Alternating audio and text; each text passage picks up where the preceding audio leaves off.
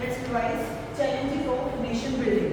अब challenges of nation building हम already कर चुके हैं, अब इसको रिवाइज करते हैं फटाफट माइंड मैप करके, उसके बाद क्वेश्चन आंसर डिस्कस करेंगे। देखो सबसे पहले क्या होता है, इंडिया बिकेम इंडिपेंडेंट कब हुई, मिडनाइट ऑफ 14 एंड 15 अगस्त 1947। ठीक है, अब यहाँ हम मिडनाइट 14 और 15 की बात क्यों करते हैं, क्योंकि मिडनाइट में जवाहरलाल नेहरू जी ने एक बड़ी फेमस स्पीच दी थी। स्पीच का नाम क्या था, ट्रस्ट विद डेस्टिनी। ठीक है, अब वो ट्रस्ट विद डेस्टिनी स्पीच के बाद क्या आता है, सबसे पहले इस चैप्टर में कि हमारे कौन से 3 चैलेंजेस हैं। मेन क्या आता है इसमें, 3 चैलेंजेस। अब वो 3 चैलेंज कौन से थे हमारे, फर्स्ट चैलेंज क्या था हमारा, नेशन को कैसे शेप देंगे हम।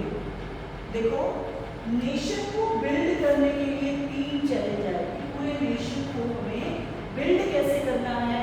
अब हम इकोनॉमिकली भी बिल्कुल वीक थे, इतनी मुश्किल से इतने स्ट्रगल के बाद हमें इंडिपेंडेंस मिली थी, तो किस तरीके से हम अपनी कंट्री को संभालेंगे, एडमिनिस्ट्रेशन को संभालेंगे। तो mainly when we got independence at that time we face 3 main big challenges. तो पहला चैलेंज क्या था बेटा, पहला चैलेंज था हमारा कि यूनाइट कैसे करें हम, इंडिया को यूनाइट कैसे करें, किस तरीके से इसको शेप दें। ठीक है, किस तरीके से स्टेट्स को रीऑर्गेनाइज करें। दूसरा हमारा चैलेंज क्या था बेटा, किस तरीके से डेमोक्रेसी डेवलप करें। तीसरा चैलेंज क्या था, अब हमने शेप भी दे दी, डेमोक्रेसी भी डेवलप कर दी, तो फिर और क्या चाहिए हमें नेशन बिल्ड करने के लिए, थिंक अबाउट इट, क्या चाहिए हमें, डेवलपमेंट। ऑब्वियसली डेवलपमेंट के बिना क्या होगा कि हमें क्या चाहिएगा, किस तरीके से हम अपनी कंट्री को डेवलप करेंगे।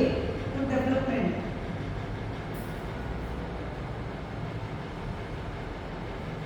किस तरीके से हम अपनी कंट्री को डेवलप करते रहेंगे।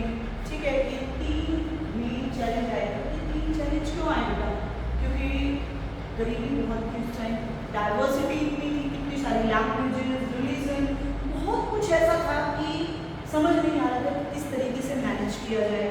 उसके बाद इस चैप्टर में आता है बेटा सेकंड पार्टीशन का टॉपिक। फर्स्ट हमारा टॉपिक क्या आता है, चैलेंजेस का।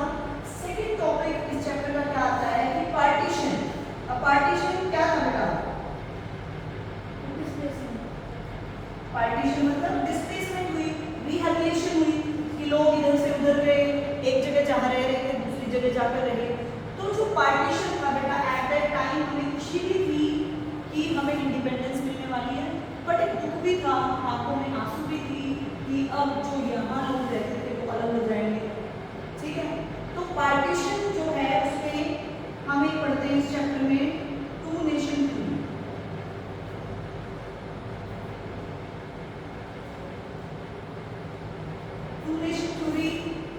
Was the main cause of the partition का मेन कारण बनी थी 2 नेशन थ्योरी, हिंदू और मुस्लिम अलग होंगे। ठीक है, मुस्लिम लीग ने जो स्टार्ट की थी 2 नेशन थ्योरी। उसके बाद इसमें हम पढ़ते हैं किस तरीके से कम्युनल वायलेंस हुआ,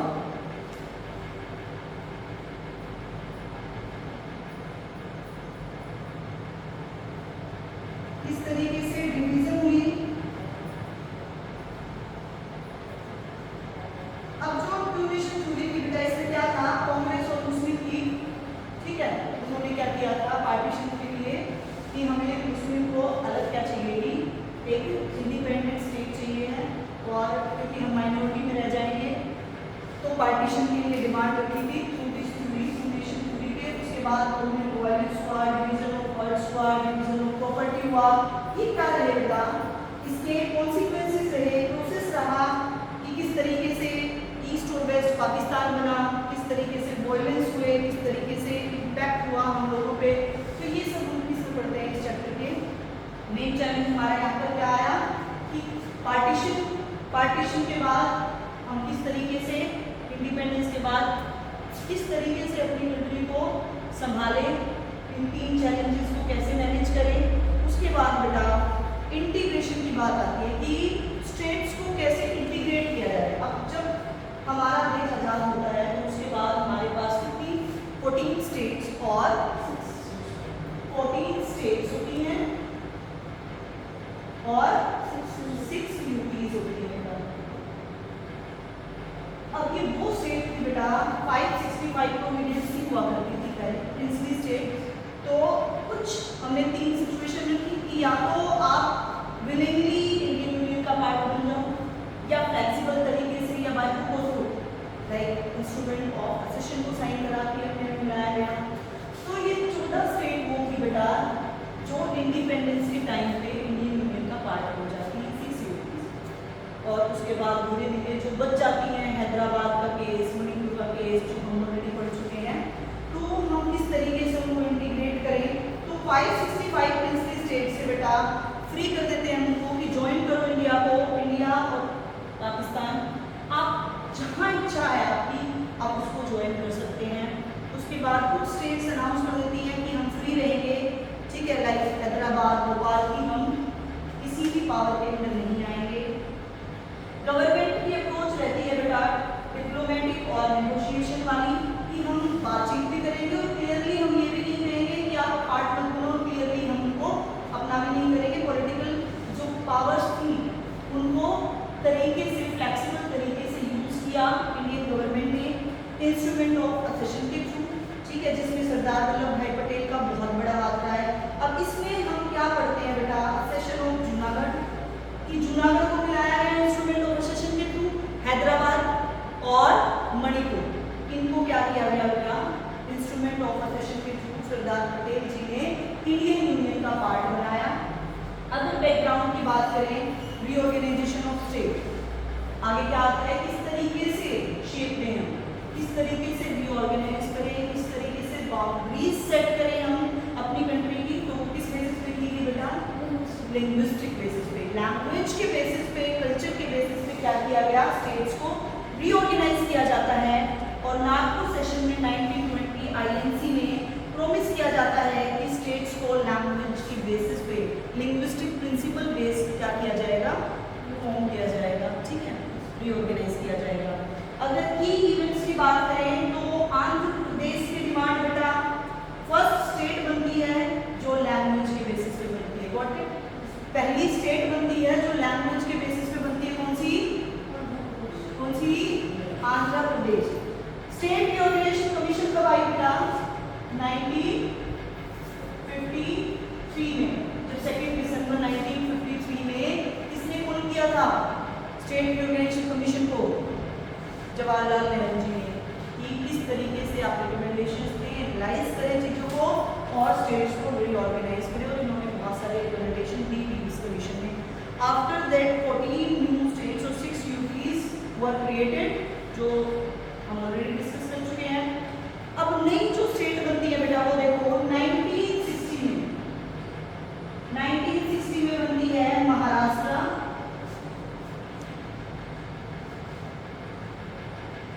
एंड गुजरात। उसके बाद 1963 में बनती है नागालैंड। 1966 में पता है हमारा हरियाणा बना था भी,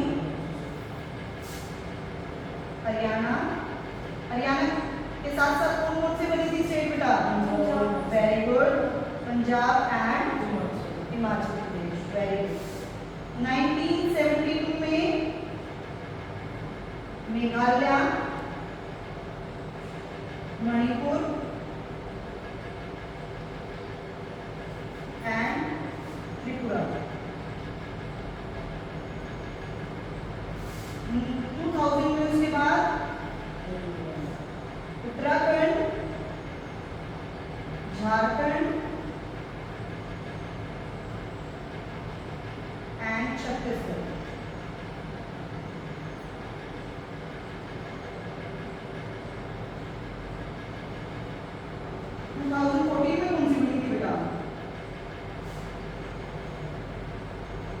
तेलंगाना। अब बेटा देखो ये चीजें डेट आपको पॉज करके इसका स्क्रीनशॉट नोट कर लें। कौन सी स्टेट कौन से ईयर में आई है, तो डायरेक्टली मैप में भी आ सकता है आपका। देखो इसमें मैप में आपको सिर्फ पता होना चाहिए किस ईयर में कौन सा इंसिडेंट हुआ है, क्या हुआ है, कौन सा इवेंट हुआ है। उसके बाद आप मैप में आपको मिलेगा ABC, you just join the information with the state. अगर स्टेट पता है, इंफॉर्मेशन करेक्ट है आपकी, तो आप मैच कर पाएंगे, क्योंकि आप लोगों को मैथ में नहीं करना होता है, इसमें सिर्फ इंफॉर्मेशन फाइंड आउट करनी होती है। तो उसके लिए आप लोगों को ये पता होना चाहिए, ठीक है। 14 हमारी यहाँ बन चुकी थी, 6 यूटीज, उसके बाद जो मेन भी हमारी बनती हैं उनके ईयर्स गिवन है। 53 में क्या हुआ था, स्टेट रिऑर्गेनाइजेशन कमीशन। तो इस चैप्टर में कोई ज़्यादा डेट भी नहीं है, थोड़ा सा याद रखें इन चीज़ों को। उसके बाद हम इस चैप्टर के क्वेश्चन आंसर डिस्कस करते हैं। देखो फर्स्ट हमारा मेन क्वेश्चन क्या आता है बार बार इस चैप्टर से, ओपन करो अपनी बुक, लॉन्ग क्वेश्चन डिस्कस करते हैं। उसके बाद इंपॉर्टेंट मेन, जिसके बाद क्या होगा आप लोगों को जो कंसेप्ट है पूरे चैप्टर का, चैप्टर रिकॉल हुआ थोड़ा बहुत कि हमारे 3 चैलेंज आते हैं। स्पीच देते हैं नेहरू जी, क्या नाम था स्पीच का, ट्रस्ट विद डेस्टिनी। उसके बाद 3 मेन चैलेंजेस आते हैं। चैलेंजेस से पहले हमारे साथ ये भी होता है, पार्टीशन भी होता है। पार्टीशन के कॉन्सिक्वेंसेस भी देखने को मिलते हैं, हमारी प्रॉपर्टीज, मास स्केलिंग, डिवीजन हुई तो ये सब देखने को मिलता है पार्टीशन। उसके बाद ये 3 चैलेंज हैं जिनको कवर अप करने के लिए किस तरीके से हम इनको अचीव करें, मल्टी पार्टी सिस्टम लेकर आए, डेमोक्रेसी के लिए शेप करने के लिए नेशन को रिऑर्गेनाइजेशन कमीशन बुलाई गई कि लिंग्विस्टिक बेसिस पे क्या किया जा सके, स्टेट्स को रिऑर्गेनाइज किया जा सके। और पहली स्टेट कौन सी बनी थी लैंग्वेज के बेसिस पे, आंध्र प्रदेश बनी। तो ये सारा क्रक्स है इस चैप्टर का। अब देखो अगर मेनली हम बात करें इसमें, तो तुम्हारा फर्स्ट क्वेश्चन बनता है यहीं से, इस कॉन्सिक्वेंसेस क्या रहती है पार्टीशन की। एक लॉन्ग क्वेश्चन क्या बनता है, कॉन्सिक्वेंसेस, कॉन्सिक्वेंसेस मींस आउटकम क्या रहते हैं, इसके आउटकम पूछ लिए, पार्टीशन के आउटकम पूछ लिए लॉन्ग क्वेश्चन में। तो क्या बताएंगे, देखो फर्स्ट ट्रांसफर ऑफ पॉपुलेशन, बहुत सारी पॉपुलेशन यहाँ से वहाँ ट्रांसफर होती है। किलिंग ऑफ पीपल, बहुत सारे लोग मारे जाते हैं, ठीक है, ट्रेजिक ट्रांसफर ऑफ पॉपुलेशन था ये। उसके बाद division of properties and financial assets, जितनी भी फाइनेंशियल एसेट्स थी, प्रॉपर्टीज थी, उनकी डिवीजन होती है। रिफ्यूजी प्रॉब्लम आती है, इट्स ऑब्वियस जब इतनी मास जो माइग्रेशन होती है उसमें रिफ्यूजी प्रॉब्लम आएगी। डिवीजन होने के बाद माइनॉरिटी वाली प्रॉब्लम आती है, माइनॉरिटी की प्रॉब्लम सामने आती है। अब जो हमारा ट्रेडिंग नेटवर्क था वो बहुत डिस्टर्ब हो जाता है पार्टीशन की वजह से। रीऑर्गेनाइजेशन स्टेट्स आती है, ये कॉन्सिक्वेंसेस है बेटा, जैसे ही पार्टीशन होता है उसके आउटकम रहते हैं। Are you getting? तो हमारा फर्स्ट मेन क्वेश्चन क्या बनता है बेटा इस चैप्टर से, हम क्वेश्चन में देखें क्या बना,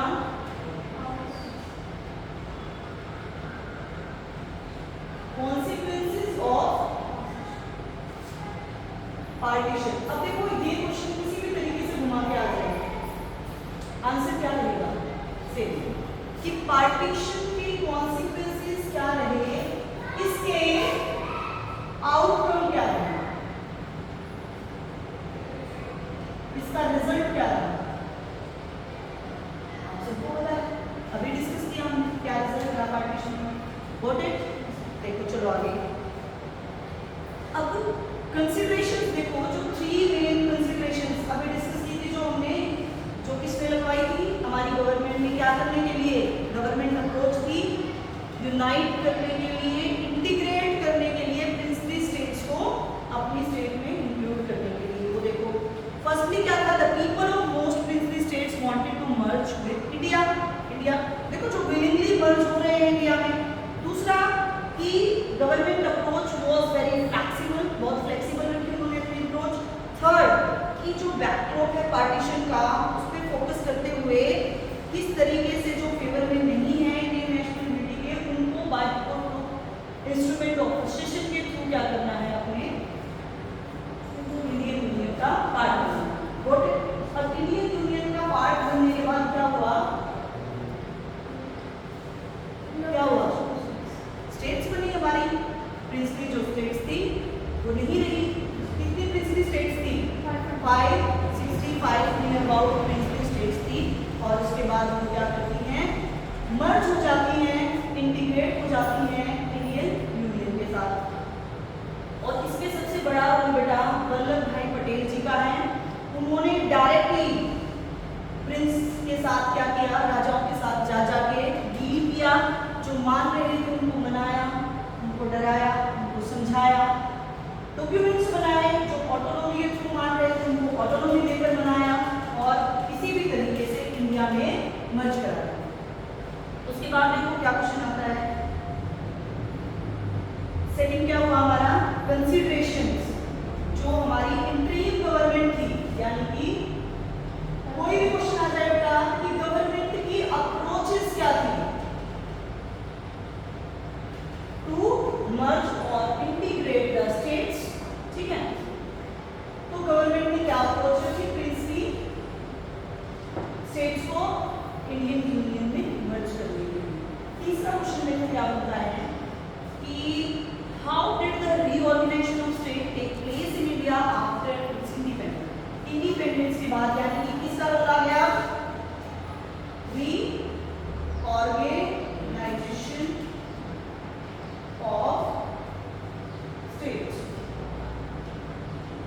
कौन सी कमीशन की बात कर रहे हैं? रीऑर्गेनाइजेशन कैसे किया गया? अभी कैसे किया गया था? अभी हमने डिस्कस किया थोड़ा पहले कि रीऑर्गेनाइजेशन ऑफ स्टेट किस बेसिस पे किया गया? लैंग्वेज के बेसिस पे किया गया।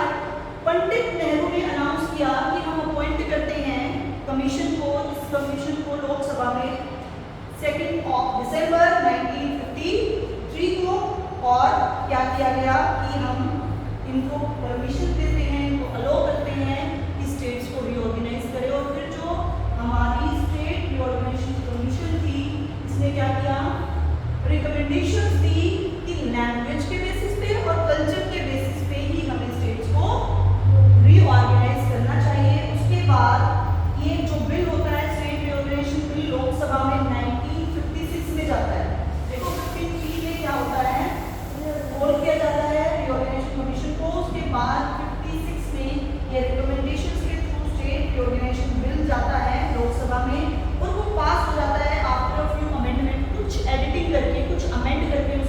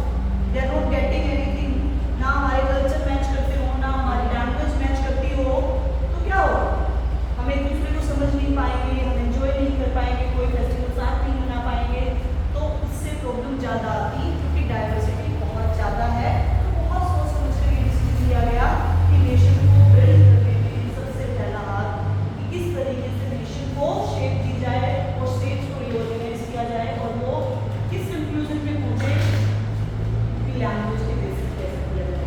ऐसा करने के बाद आप समाज देख सकते हैं, डेमोक्रेसी है, एक सक्सेसिव डेमोक्रेटिक कंट्रीज में इंडिया का नाम आता है पूरे वर्ल्ड में। ठीक है, अब इतनी डाइवर्सिटीज होने के बाद भी डेमोक्रेटिक बना पाए अपनी कंट्री को। अब वो क्या करते हैं नेहरू जी, फॉरेन पॉलिसीज बनाते हैं कुछ अलग तरीके से कि किस तरीके से हमारी पॉलिसीज होंगी, रिलेशंस होंगे दूसरी कंट्रीज के साथ, और किस तरीके से हम कोऑपरेट करेंगे दूसरी कंट्रीज के साथ। ठीक है, हमेशा से क्या चाहते थे कि हम फ्रेंडली रिलेशन रखें सबके साथ, यानी कि और नॉन अलाइंड की पॉलिसी को फॉलो किया बिल्कुल स्टार्टिंग से कि हम किसी भी अलायंस का पार्ट नहीं बनेंगे। ठीक है, हम सबके साथ हैं, हम कोऑपरेट करेंगे सबके साथ। तो बहुत सारी अब हिंदी लैंग्वेज को लेकर नेहरू जी ने अप्रोच रही। ठीक है, तो ये सारी अप्रोचेस के ये तरीके थे कि किस तरीके से मैनेज किया गया इसको, स्टेट्स को किस तरीके से मैनेज किया, किस तरीके से अप्रोच की, नेशन बिल्डिंग का कंसेप्ट क्या है। उसके बाद इस चैप्टर से कोई क्वेश्चन रह जाते हैं बेटा, देखो ऑलमोस्ट हुए हैं। हैदराबाद मणिपुर का केस, अब हैदराबाद का केस क्या था बेटा,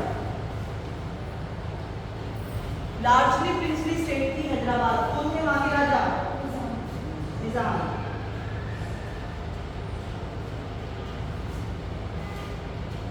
अब यहाँ ये लार्जेस्ट प्रिंसली स्टेट थी, और इनका जो रूलर था वो मुस्लिम था और निजाम, जिससे लोग बहुत सेटिस्फाइड नहीं थे, वो पहले ही परेशान थे। अब हैदराबाद के लोग खुद क्या चाहते थे कि हम इंडियन यूनियन का पार्ट बने, बट निजाम नहीं चाहते थे, क्योंकि Nizam also accepted Britishers help to Pakistan. वो ले चुके थे, वो पहले ब्रिटिशर्स से भी हाथ मिला चुके हैं, पाकिस्तान से भी हेल्प ले चुके हैं। ऑब्वियसली मुस्लिम है उनका जो लीडर है, जो किंग है निजाम। बट इंडिया अपने डिटर्मिनेशन को जीत होती है, नेगोशिएशन करते रहते हैं उनके साथ, नेगोशिएट करने के लिए सरदार पटेल जी बहुत ज़्यादा प्रेशर देते हैं उन पे, और वहाँ जाकर एक एक्शन भी लिया जाता है, बहुत सारे मूवमेंट्स भी चलाए जाते हैं, और एट लास्ट वहाँ पर जनरल इलेक्शन हो जाते हैं 1952 में, और क्या हो जाते हैं, हमारा इंडियन यूनियन का पार्ट बनने के लिए एग्री हो जाते हैं, क्योंकि वहाँ की जो पब्लिक थी वो हमारे फेवरेट थी, वो इंडियन यूनियन का पार्ट बनना चाहते हैं, क्योंकि वो निजाम के जो रूल थे उनके रूल से बड़े परेशान हो चुके थे। ठीक है, उसके बाद और क्या केस आएगा बेटा इसमें, देखो टॉपिक बच गया है मणिपुर। मणिपुर का केस क्या था बेटा,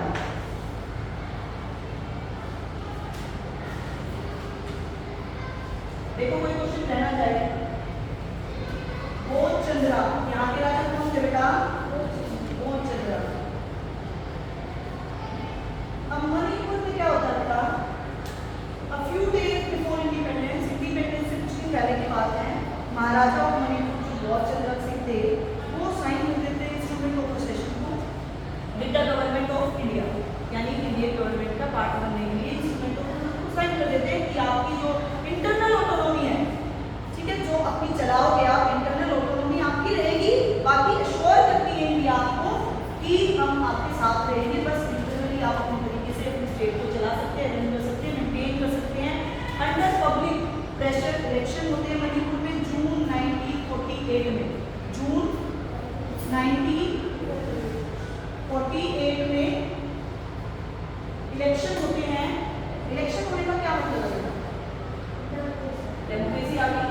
तो on the basis of universal adult franchise, ठीक है, राइट टू वोट जो किसको दिया गया था, जो भी 20 साल का होगा वो सब वोट डाल सकते हैं। तो इसके थ्रू मणिपुर में इलेक्शंस होते हैं 1948 में on the basis of universal adult franchise. तो कॉन्स्टिट्यूशनल मोनार्की एस्टेब्लिश हो जाती है बेटा वहाँ पर मणिपुर में। अब क्वेश्चन ये उठता है कि मर्ज कैसे हुआ मणिपुर और इंडिया। दो डिफरेंट ओपिनियन थे बेटा कि सितंबर 1949 में महाराजा साइन कर देते हैं मर्ज करने के लिए इंस्ट्रूमेंट ऑफ पोसेशन को, but Maharaja did not consult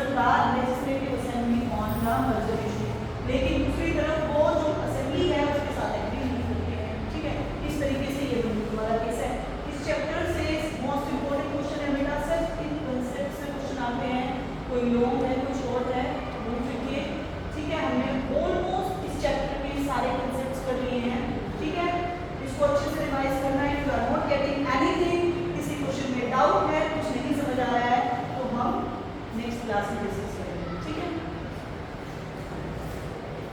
देखो किसी भी क्वेश्चन में कोई प्रॉब्लम नहीं होनी चाहिए।